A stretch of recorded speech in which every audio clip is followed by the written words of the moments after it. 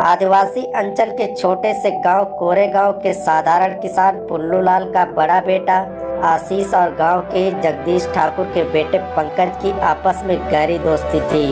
कम उम्र होने के कारण दोनों का दिन रात मिलना जुलना बना रहता था। आशीष पंकज के घर आता जाता रहता था। पंकज ठाकुर की शादी हो गई थी और पंकज की पत्नी अनीता से भाभी होने के नाते आशीष हंसी मजाक किया करता था। एक लड़की के जन्म के बाद अनीता का बदन गठीला और आकर्षक था। अनीता आशीष की शादी के बातों को लेकर उससे मजाक किया करती थी।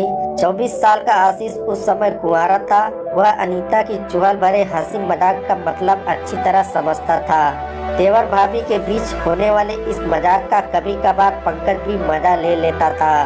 दोस्तों के साथ मोबाइल फोन पे अश्लील वीडियो देखकर आशीष के मन में अनीता को लेकर वासना का तूफान उठने लगा था। इसी के चलते वह अनीता से दैहिक प्यार करने लगा। उसे सोते जागते अनीता की ही सूरत नजर आने लगी थी। पंकज का परिवार खेती किसानी का काम करता था। घर के सदस्य दिन में अक्सर खेतों में काम करते थे। इसी का फायदा उठाकर आशीष पंकज की गैर मौजूदगी में अनीता से मिलने आने लगा। करीब 2 साल पहले सर्दियों की एक दोपहर में आशीष पंकज के घर पहुंचा तो अनीता की 2 साल की बेटी सोई हुई थी और अनीता नहाने के बाद घर की बैठक पे कपड़े बदल रही थी। अनीता के खुले हुए अंगों और उसकी खूबसूरती के देखते ही आशीष के अंदर शैतान जाग उठा।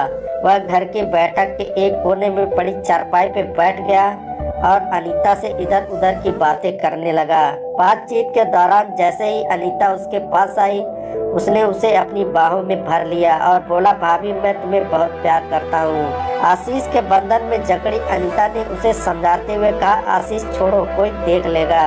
इस पे आशीष ने उसके गालों को चूमते हुए कहा, भाभी मैं तुमसे प्यार करता हूँ तो डरना क्या। अनीता कुछ शर्माई तो आशीष ने उसे अपने सीने से दबाते हुए अपने होठ उसके होठों पे रख दिए। देखते ही देखते आशीष के कृत्य की इस चिंगारी से उठी वासना की आग ने अनीता को भी अपने आगोश में ले लिया। आपस की हंसी मजाक से शुरू हुआ प्यार का यह सफर वासना के खेल में बदल गया। अनीता अपना सब कुछ आशीष को सौंप चुकी थी। अब जब भी पंकज के घर के लोग काम के लिए निकल जाते, आशीष अनीता के पास पहुंच जाता और दोनों मिलकर अपनी हसरतें पूरी करते। एक बार पंकज ने आशीष को अनीता के साथ ज्यादा नजदीकी से बात करते देख लिया। तब से उसके दिमाग में शक का कीड़ा बैठ गया।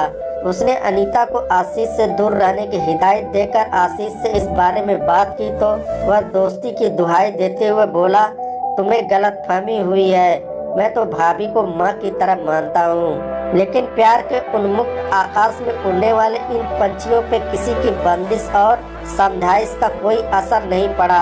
आशीष और अनीता के प्यार का खेल बेरोक टोक चलता रहा। जब भी उन्हें मौका मिलता दोनों अपनी जिस्मानी भूख मिटा लेते थे।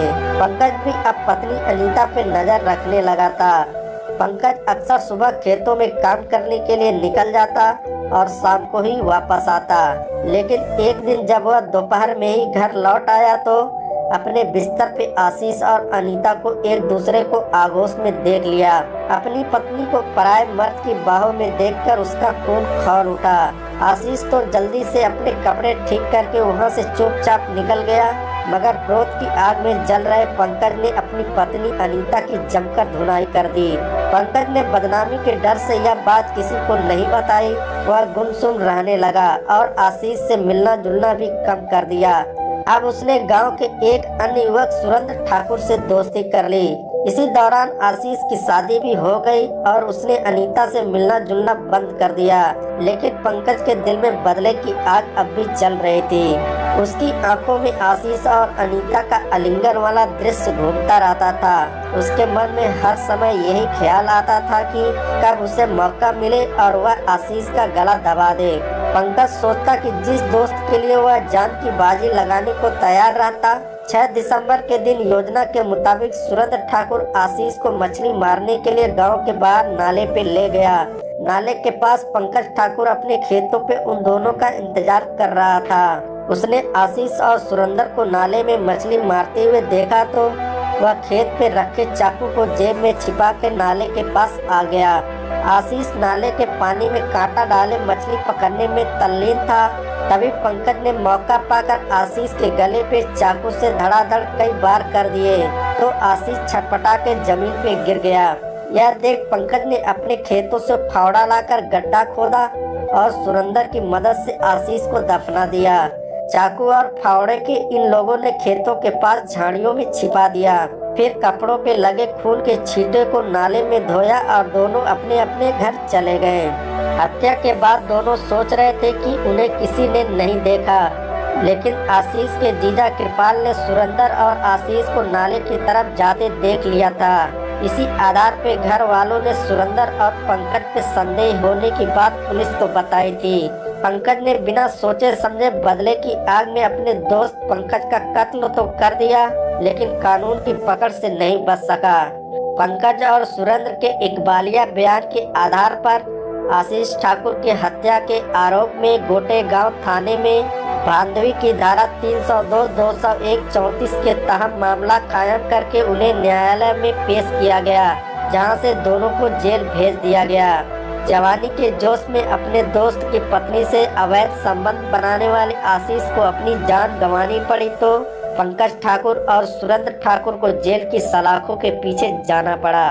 दोस्तों, आपको ये लव क्राइम स्टोरी कैसे लगी कमेंट बॉक्स में जरूर लिखना। दोस्तों, अगर आप चैनल पे नए हो तो चैनल को सब्सक्राइब करें, वीडियो को लाइक करें, अपने दोस्तों में शेयर करें।